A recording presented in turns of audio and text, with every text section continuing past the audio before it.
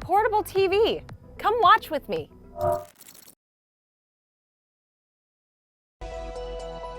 YouTube is the latest social media site to crack down on misinformation related to the 2020 election. In a blog post, the platform said it plans to remove content that claims massive fraud was what determined the results of the presidential election, a significant policy change that is raising questions about the collateral damage that will occur as a result. So joining me now to discuss is the host of On Contact, Chris Hedges. Now, Chris, YouTube is saying it won't allow content that claims Trump was the winner of the 2020 election, but it also won't allow content that claims Biden was the winner as the result of fraud. Does this sound like something the platform will actually be able to enforce? Well, the platform has hired thousands of people.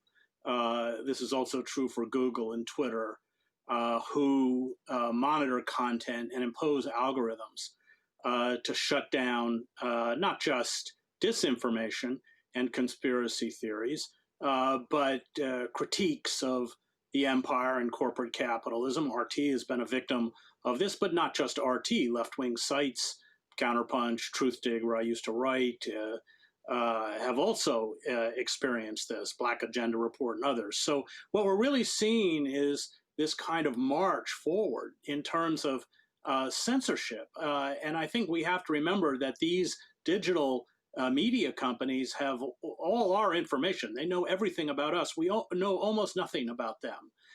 And so while they will go after outliers, wild, crazy conspiracy theorists or very far-right fringe figures like Alex Jones, who they have censored off of these digital platforms, it's very ominous because they have tremendous power to shape, curb, and censor speech with no oversight. We don't know what that process is internally. So I just find this one more step. I mean, remember that these digital platforms were very involved in shutting down the dissemination of information from Joe Biden's son's, Hunter Biden's laptop.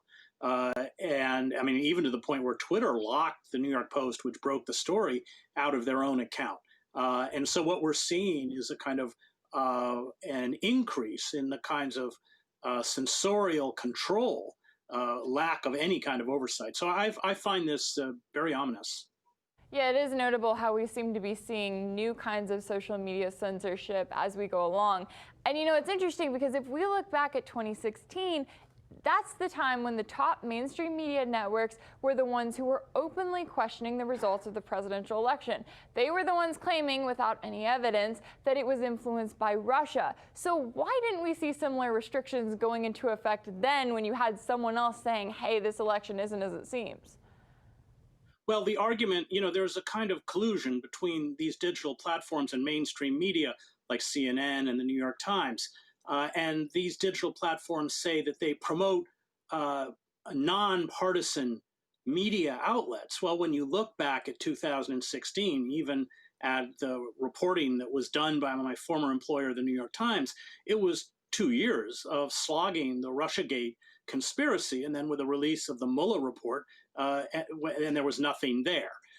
And so the idea that these traditional media platforms are not hyper-partisan is ridiculous. They cater quite openly to the Democratic Party establishment, and that's because the people who watch or read these mainstream medias are largely Democrats. Now, the Pew Research Center did a poll this summer. 91% of the readers of the New York Times identify as supporters of the Democratic Party. 87% of the people who listen to NPR, 95% of people who watch MSNBC, and of course the corollary is about 95% of people who watch Fox identify as Republicans. So what you're seeing in the media landscape is a siloing, a very frightening siloing of demographics, which only speak to their own.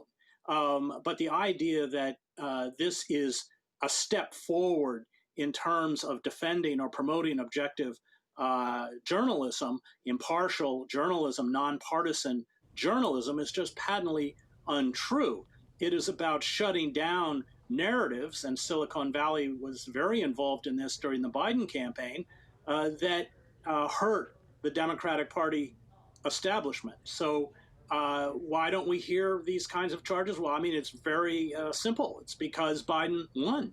And in fact, you have Democratic Party establishments claiming that they blocked Russia from interfering. I guarantee you that if Trump had won the election, they would have trotted out this old conspiracy theory about Russia, which really stems from the fact that the ruling Democratic Party hierarchy does not want to accept their culpability in the neoliberalism and deindustrialization and reconfiguration of the country into an oligarchy that has created the kinds of social problems. I mean, let's be fair. The Republicans are now doing the same thing the Democrats did in 2016, blaming the election, well, claiming that there was fraud, and then blaming the election of all things on Venezuela. That was ridiculous. And software invented by Hugo Chavez, who died in, I think, 2013. So, I mean, but it's no less ludicrous than what the Democrats did in 2016. Right. Yeah, exactly. Well, excellent points as always. It sure is interesting to see how things have flip-flopped over the last 4 years. Chris Hedges, thank you so much for your time.